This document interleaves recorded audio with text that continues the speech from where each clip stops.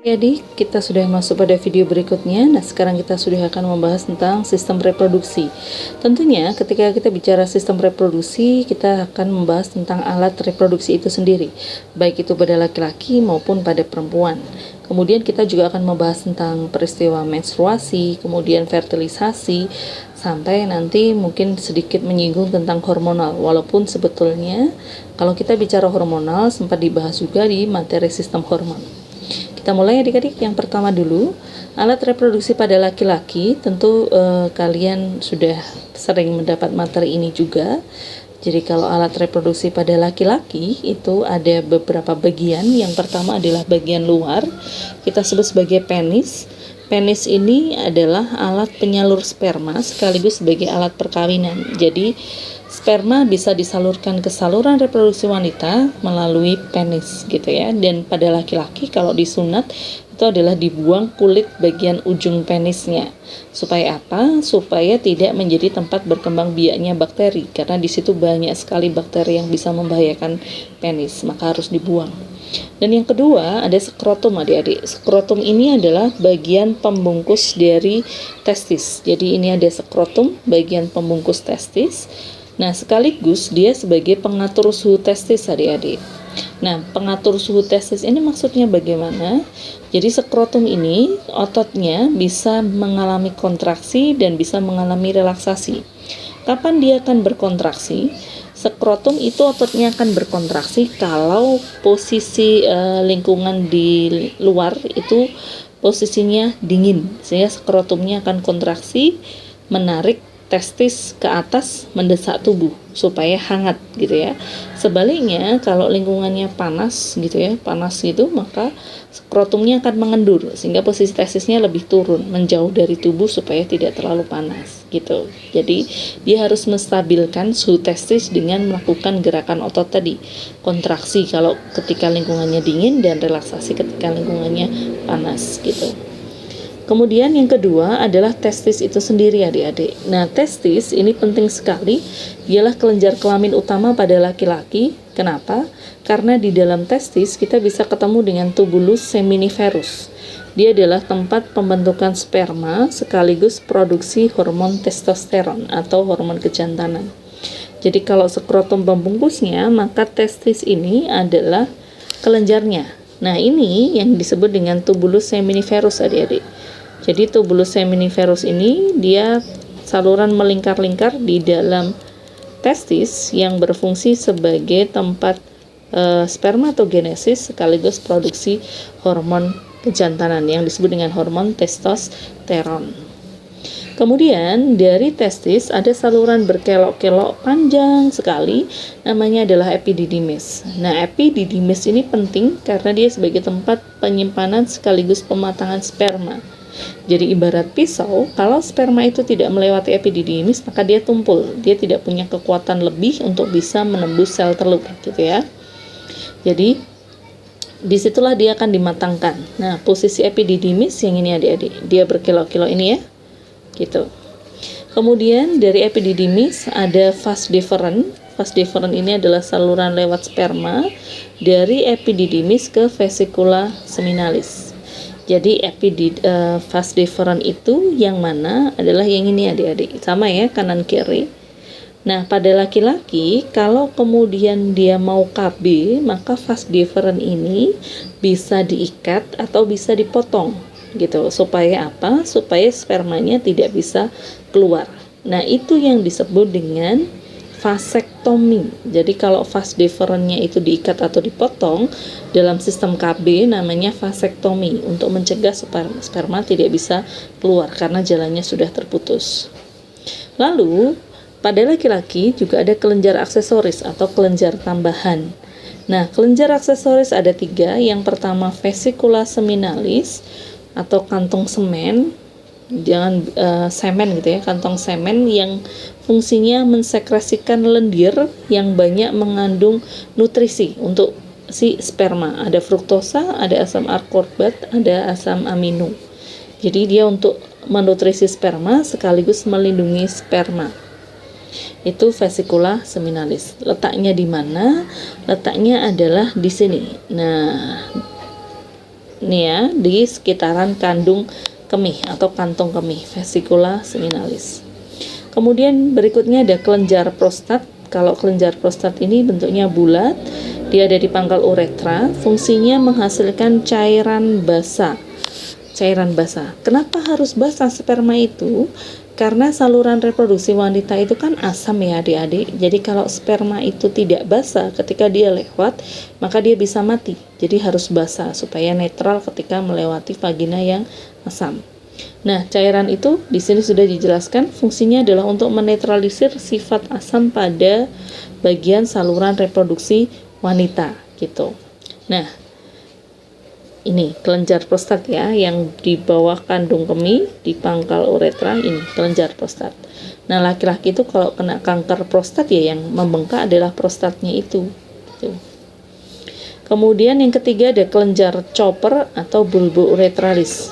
Nah, kelenjar Chopper ini dia berfungsi menghasilkan cairan pembersih uretra atau cairan pelicin. Dari apa? Dari sisa urin adik-adik. Jadi membersih uretra dari sisa urin. Jadi kelenjar Chopper tuh kecil di sini. Nah, karena kalau pada laki-laki itu kan saluran keluar sperma dan urin jalannya satu ya adik-adik. Jadi kalau misalkan di bagian uretra itu atau bagian ureternya masih ada sisa urin, kemudian spermanya lewat, nah dia akan terganggu oleh sisa urin itu, sehingga di dalam cairan sperma itu ditambahkan lendir dari kelenjar Chopper supaya menetralisir kalau ada sisa urin di dalam saluran pengeluaran sperma gitu ya. Nah, itu untuk bagian dari alat reproduksi laki-laki. Oke, nah untuk alat reproduksi perempuan sama dengan pada laki-laki adik-adik, dia ada bagian luar dan ada bagian dalam. Untuk bagian luar dulu, tentu ada vagina. Vagina ini adalah lubang perkawinan, lubang keluar darah menstruasi, termasuk lubang keluarnya bayi. Jadi dia adalah bagian paling luar. Dia punya sifat yang elastis gitu ya. Jadi memang secara elastisitas, kenapa kemudian bisa mengeluarkan bayi begitu besar ya, karena memang sifatnya itu yang tadi kita sebutkan elastis ya. Kemudian ada bagian serviks atau yang disebut dengan leher rahim, dia saluran sempit menuju rahim gini ya. Kemudian berikutnya bagian dalam ada ovarium. Ovarium ini yang disebut sebagai tempat oogenesis. Jadi pada perempuan ovarium ada dua, ada bagian kanan kiri, tempat pembuatan ovum dan produksi hormon estrogen. Kemudian ada tuba falopi. Kalau tuba falopi itu fungsinya sebagai tempat fertilisasi atau pembuahan. Jadi dari ovarium, maka sel telur itu akan dikeluarkan, dia akan menuju bagian tuba falopi. Ketika kemudian ketemu sperma, pembuahannya akan terjadi di situ, di tuba falopi. Lalu, hasil dari pembuahan embrio itu akan berkembang di dalam uterus atau rahim, tempat implantasi atau menempelnya embrio termasuk perkembangan embrio. Nah, uterus atau rahim ini punya dinding yang kemudian disebut dengan dinding endometrium. Nah, kalau tidak ada pembuahan, maka dinding endometrium ini akan diluruhkan. Bentuknya adalah menstruasi, gitu ya. Nah, selanjutnya kita akan membahas tentang peristiwa ovulasi, menstruasi, fertilisasi, gestasi, dan persalinan. Yang pertama ovulasi dulu adik-adik. Nah, yang dimaksud dengan ovulasi itu apa? Peristiwa pelepasan ovum dari ovarium. Jadi setiap bulannya, ovarium itu kan ada dua ya adik-adik, kanan kiri. Setiap bulannya salah satu ovarium itu akan mengeluarkan satu sel telur. Jadi bukan jumlah banyak, tetapi satu sel telur dari salah satu ovarium. Nah, itu namanya adalah ovulasi.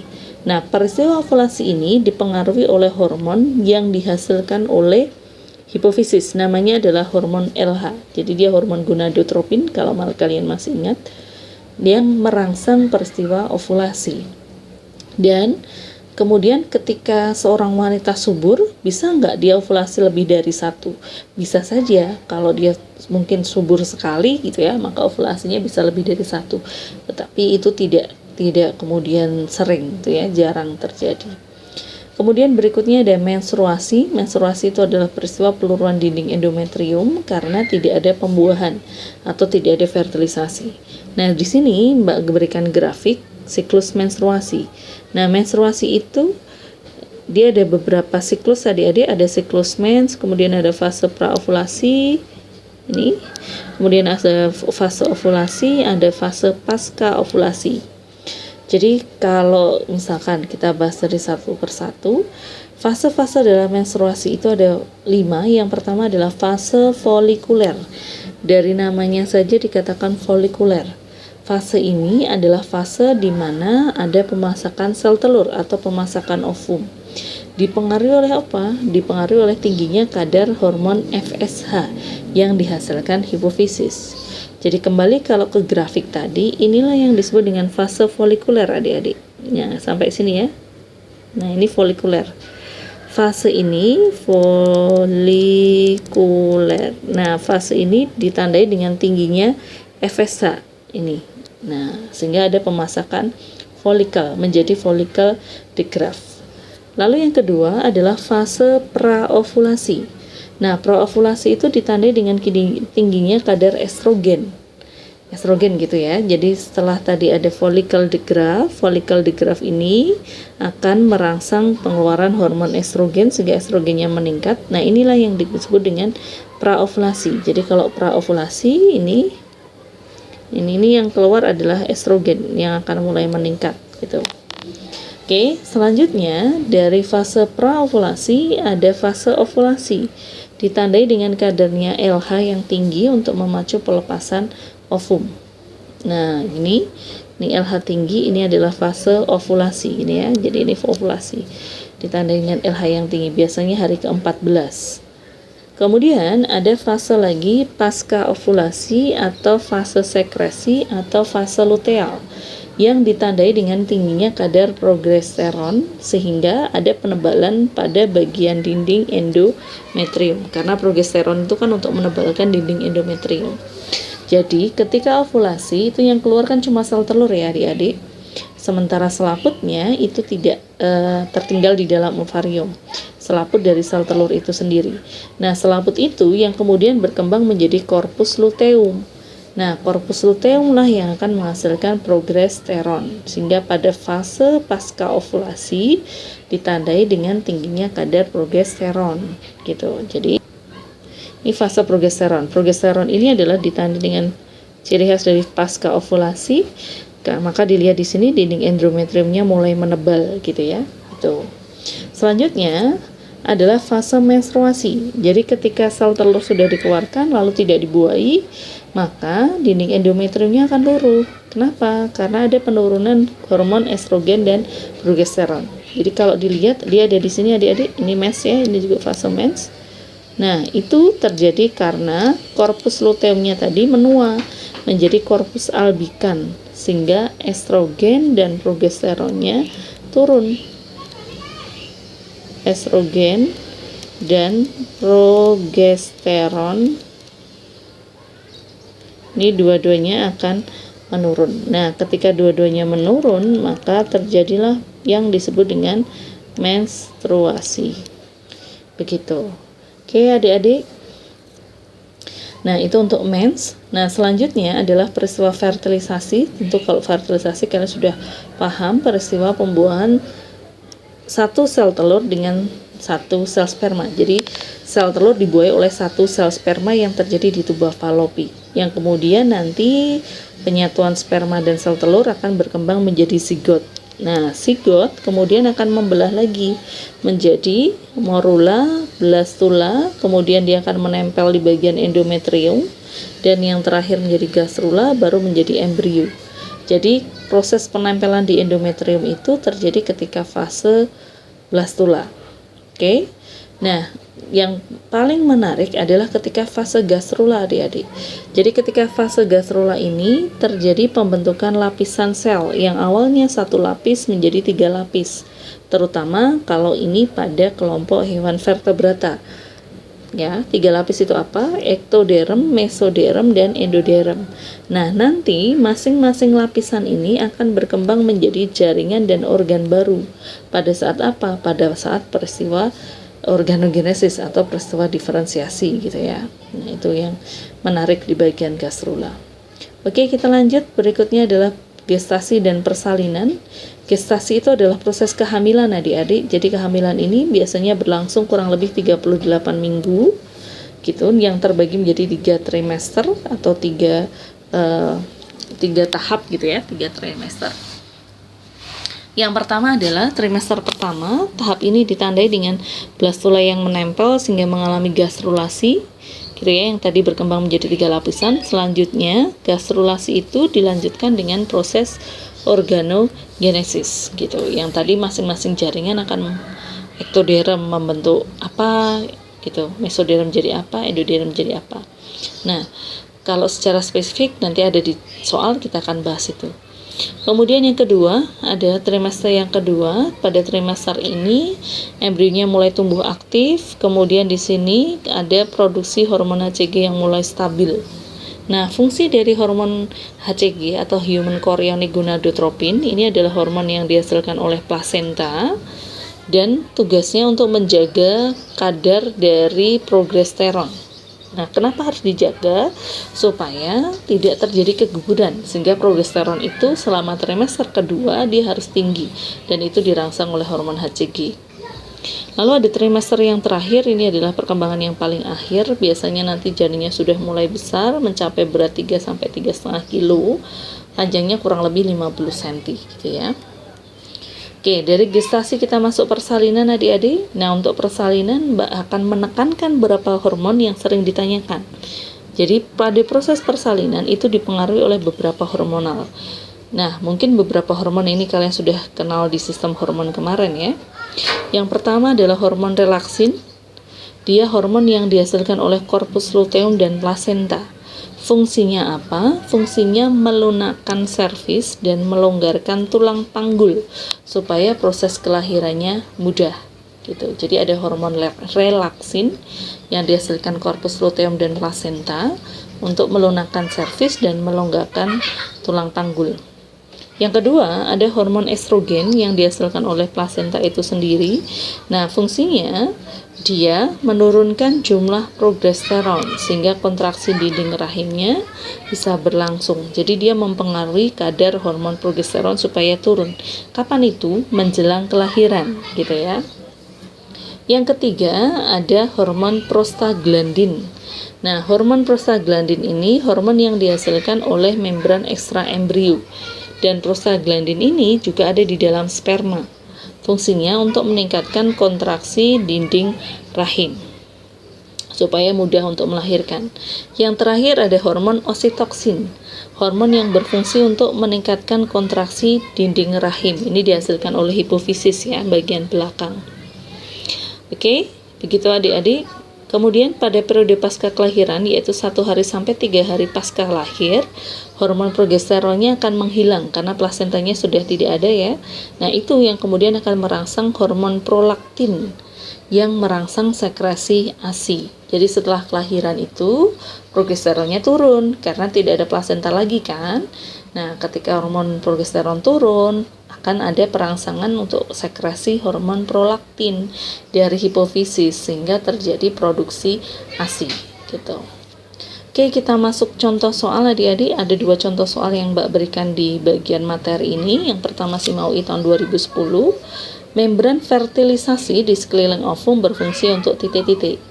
Nah, jadi menarik adik-adik, kalau kita bicara ovum, secara ukuran dia jauh lebih besar dibanding sperma, dan ovum ini dilindungi oleh membran fertilisasi.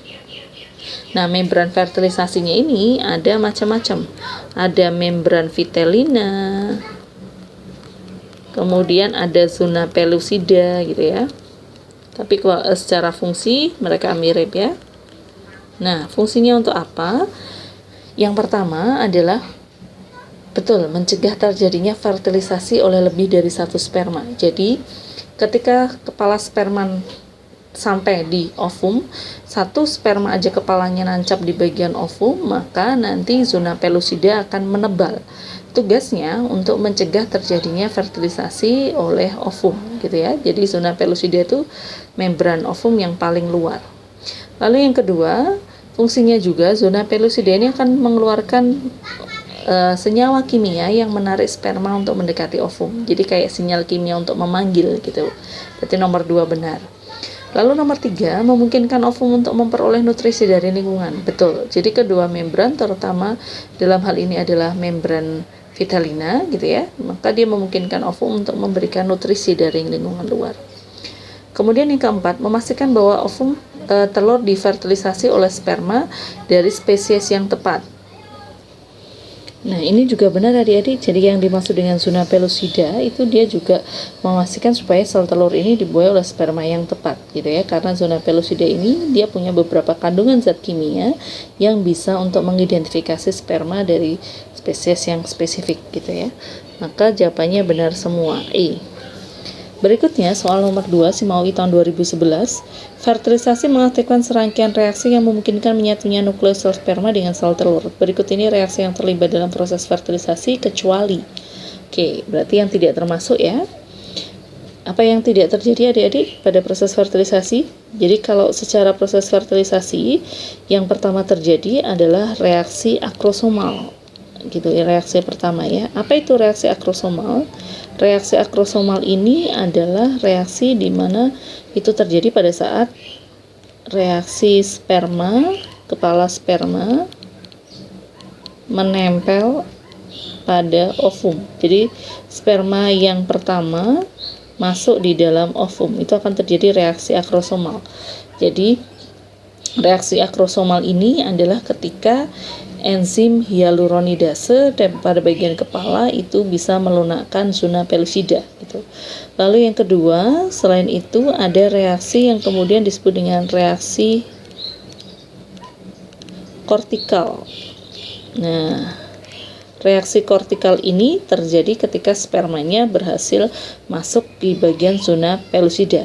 Nah, ketika terjadi reaksi kortikal, maka dia akan diikuti dengan reaksi invaginasi. Nah, reaksi invaginasi itu tujuannya adalah dia ada pelekukan membran sel telur untuk bisa membantu sperma masuk dengan sempurna di dalam ovum gitu. Lalu kemudian ada reaksi metabolik atau perubahan dari struktur dari sel telur gitu ya, di mana dia mulai menebalkan bagian dinding pelindung luarnya juga gitu. Maka yang tidak termasuk adalah reaksi polispermi, karena polispermi itu reaksi oleh banyak sperma yang bisa membuai sel telur, padahal cuma satu sel sperma ya yang membuai sel telur. Oke adik-adik, begitu untuk materinya ya. Nanti kita lanjut lagi pada video pembahasan soal.